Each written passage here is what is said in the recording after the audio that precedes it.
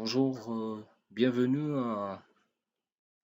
à la septième séance de notre formation que nous avons lancée depuis quelques jours. Nous avons eu à voir un peu de tout ce qui entre en compte dans l'étude d'un d'un bâtiment en béton armé à l'aide du logiciel Autodesk, Robot Structural Analysis. Nous avons vu comment déjà s'y prendre avec la modélisation. Et puis nous avons fait des calculs des éléments porteurs, notamment les poutres, les poteaux et les dalles.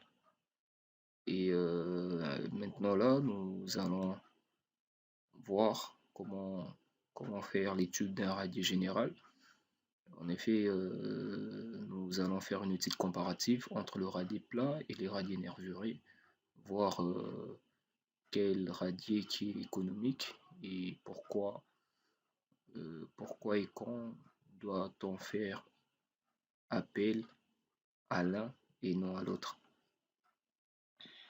Voilà, nous allons commencer par le radier plat. C'est tout, nous allons faire un prédimensionnement de radier plat.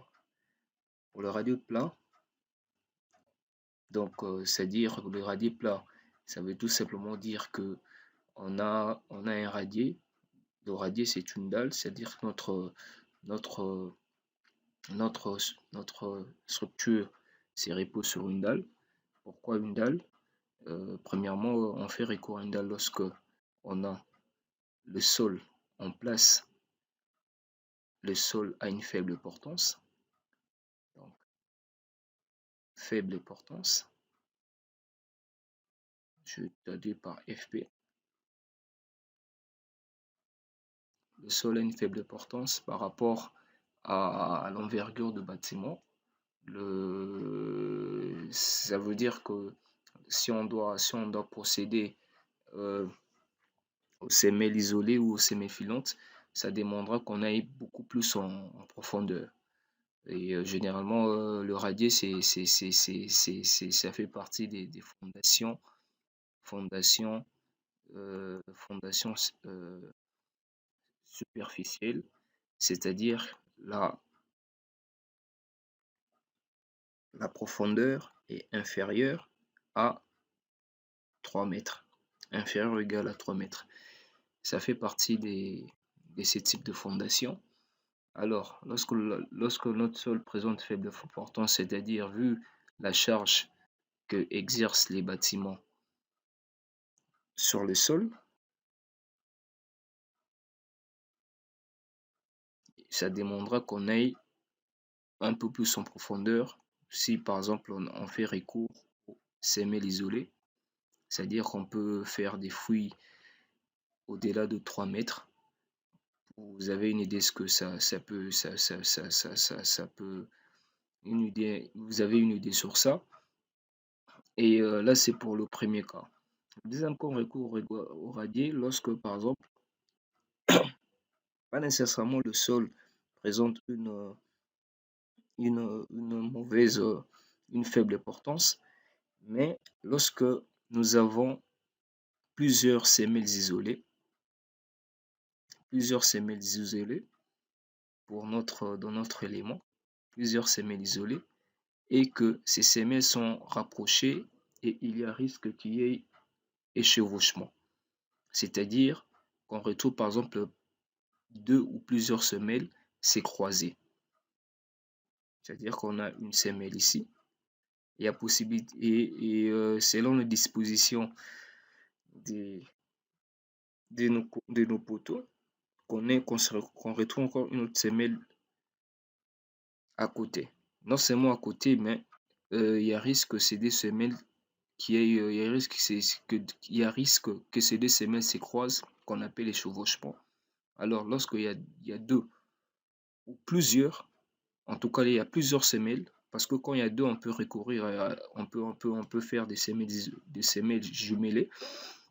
Mais lorsqu'il y en a plusieurs, et ce ne sera pas intéressant, et on fait recours au radier. Voilà, c'est un peu les indicateurs, les deux éléments indicateurs qui nous donnent une idée, qui donnent à un ingénieur une idée de recourir au radier général. Alors pour notre premier cas, on va passer au radier plat. Le radier plat, c'est-à-dire qu'on a une même section sur toute la surface de notre bâtiment. C'est-à-dire que non, notre radier n'est pas à inertie variable, par exemple. Tout ça, c'est HD. Comment est-ce qu'on procède avec les prédimensionnements de radier plat? Le radier plat, la hauteur HD est donnée par 10 cm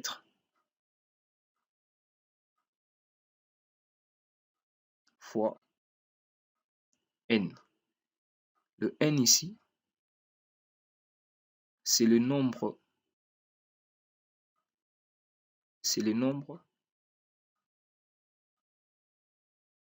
des niveaux qu'on a dans notre bâtiment. Pour notre cas, c'est un bâtiment R+4, c'est-à-dire c'est un bâtiment à 5 niveaux. Le rez-de-chaussée est 4 étages. Donc, notre HD, c'est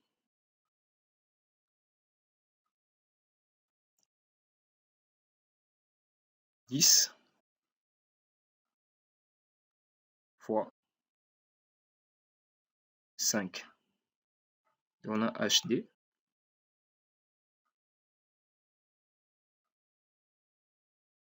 50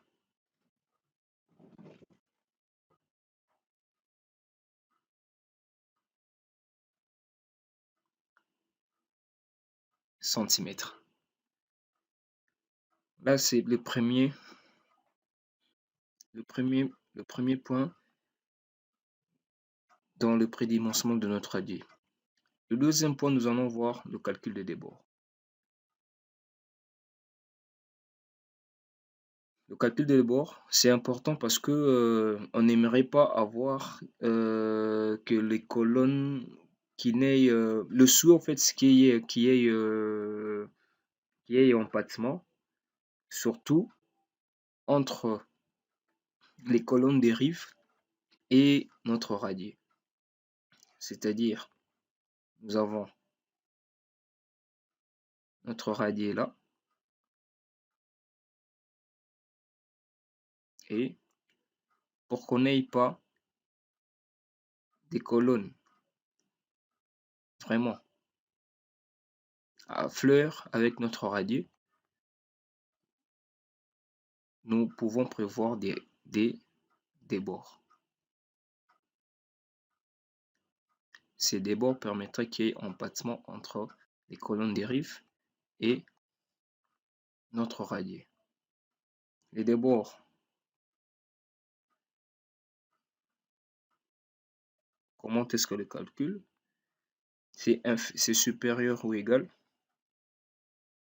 Pardon, le débord doit être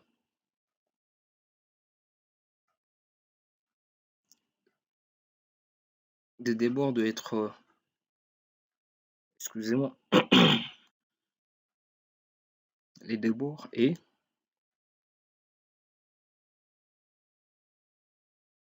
la distance des débords, bien la longueur ou la largeur, enfin, comme vous voulez, des débords est comprise soit supérieure ou égale aux valeurs suivantes: H sur 2 et 30 cm.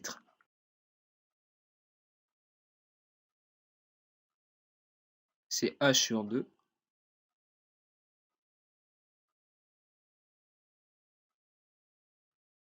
c'est H sur 2. H, c'est tout simplement la hauteur ou l'épaisseur de notre radier, ce qui est des 50 cm sur 2, qui nous donne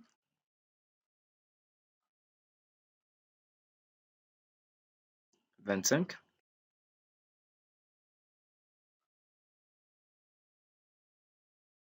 cm. 25 cm. Donc, on peut prendre la valeur à LD, notre LD. On peut prendre, c'est un champ qu'on doit faire supérieur entre ces deux valeurs 30 et 25 cm. On prend H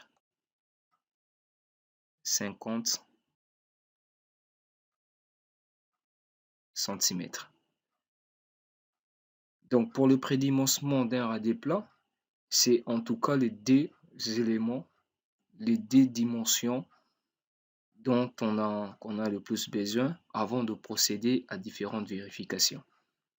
Ceci étant, nous allons passer à la modélisation de ce radier. Il y a encore un élément à tenir compte qui est le coefficient Kz. C'est quoi le coefficient Kz? Notre paramètre le plus important, c'est le coefficient Kz. Le coefficient Kz, c'est le coefficient Kz, c'est simplement le coefficient d'élasticité du sol ou le module direction du sol ou carrément le coefficient de ballast.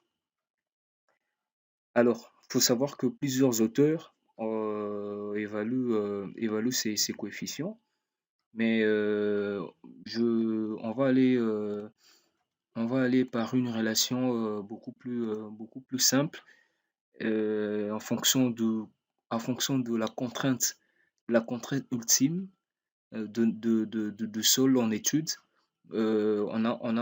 À partir de cette relation, on peut déterminer notre coefficient d'élasticité du sol. C'est dans un ouvrage qu'on va tirer cela. On est dans le système international. Voilà. Ici, c'est en anglais, mais l'ouvrage en anglais. C'est John E. Balls Foundation. Le titre, c'est Foundation Analysis and Design. Vous pouvez le télécharger dans toutes les plateformes internet, c'est facile. Alors, qu'est-ce qu'il dit? Il dit le coefficient Kz ou le coefficient d'élasticité du sol est déterminé par cette relation 40 fois facteur de sécurité fois QA. QA ici, c'est le coefficient, c'est la contrainte à LS ou à LU.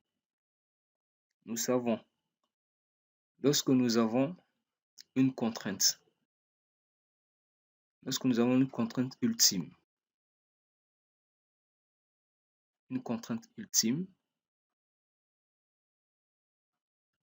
pour déterminer cette contrainte à LU ou à LS, Q LU,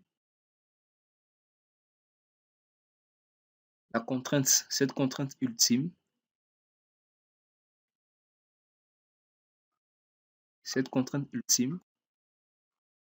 sera divisée par le facteur de sécurité à l'ELU qui est de 2.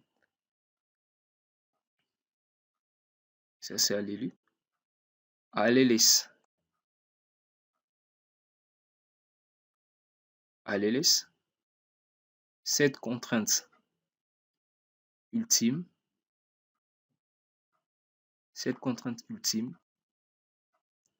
sera divisée par le facteur de sécurité à l'LS qui est 3. Alors, que dit l'auteur? Il dit le coefficient Kz, le coefficient d'élasticité du sol, est déterminé comme ça 40 fois le facteur de sécurité fois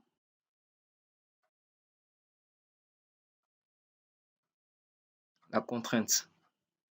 La contrainte qui peut être à l'élu ou à l'élève.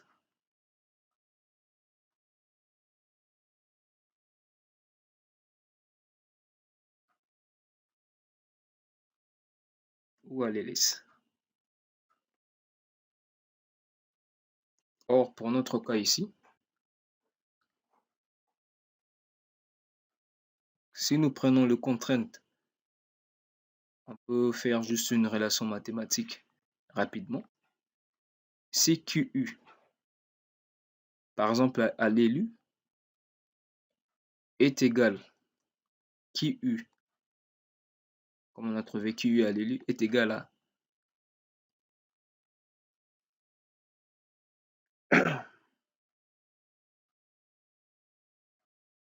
si à l'élu, la contrainte ultime vaut QU, donc Q ultime sur 2. Le 2 ici, c'est le facteur de sécurité. Donc, en d'autres termes, on aura la contrainte ultime, que ce soit à l'élu ou à LLS, fois sur le facteur de sécurité ou le coefficient de sécurité.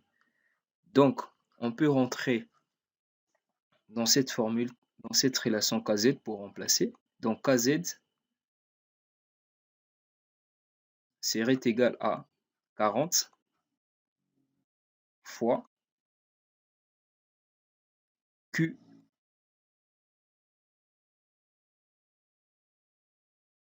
ultime. Or, pour notre cas ici, dans notre étude de radier, nous sommes ces valeurs, ce qu'il faut savoir, ces valeurs sont données après avoir mené des études de sol et tout par des géotechniciens.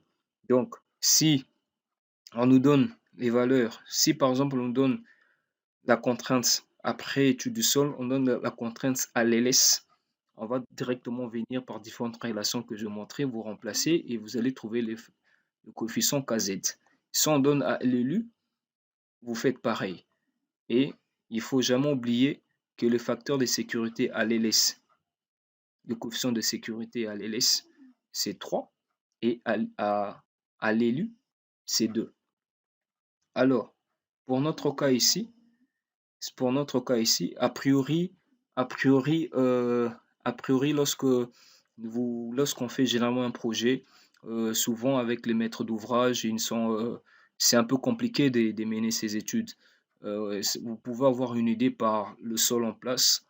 Si le sol en place est in situ, si vous avez une idée de la nature de ces sols-là, et avec les expériences menées dans la science, notamment dans le domaine de géotechnique, il y a eu des, il y a, il y a, il y a eu des, il y a des valeurs approximatives, en tout cas des valeurs empiriques, des valeurs des différentes contraintes ou bien des différentes capacités portantes de sol qui sont menées par des expériences. Donc, ce sont des valeurs empiriques et ça peut vous donner une idée de la valeur d'approche dans votre étude.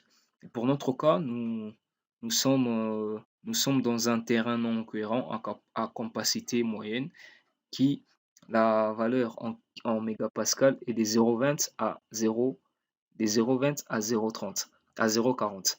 Et on s'est dit on va trouver une moyenne entre ces deux valeurs qui est des 0,30, 0,30, 0,30, 0,30, 0,30 mégapascal. Donc, notre Q ultime,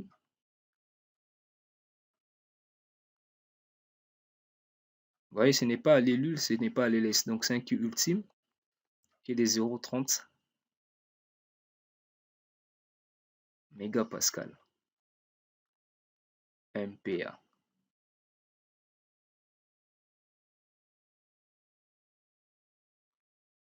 Qui est cette valeur en kilonewton mètre carré? On a 300 kilonewton mètre carré.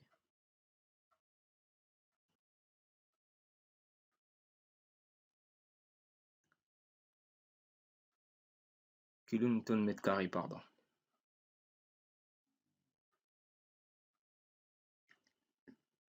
Kilonewton mètre carré. Voilà, ce sont des valeurs. Si on peut faire une petite récap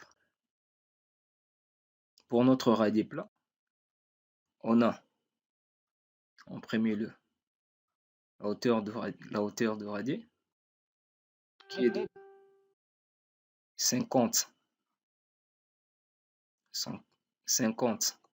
centimètres.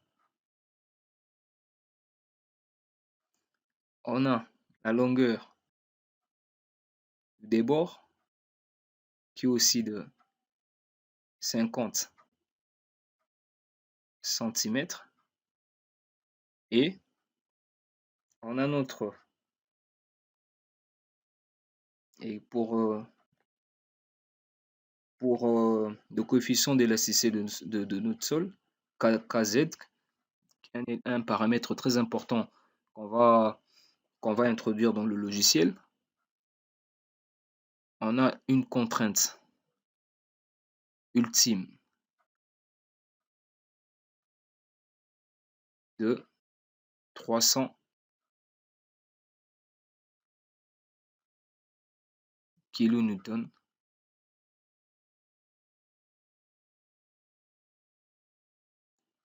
par mètre carré. D'où le coefficient Kz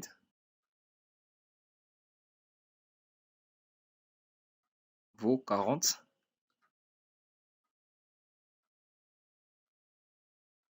fois 300. Il fait Kz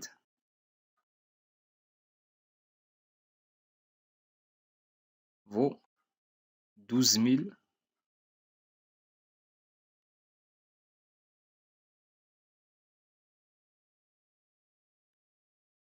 kilonewtons mètre cube.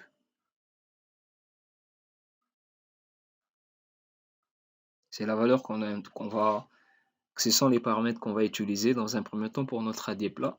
Et nous allons procéder aux différentes analyses et aux vérifications. Et ensuite, nous allons étudier aussi les radiers nervurés. Et par la suite, on va faire une étude comparative. Merci pour ce qui est de cette séance. Il y aura une suite.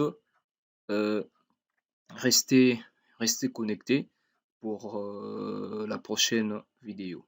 Merci.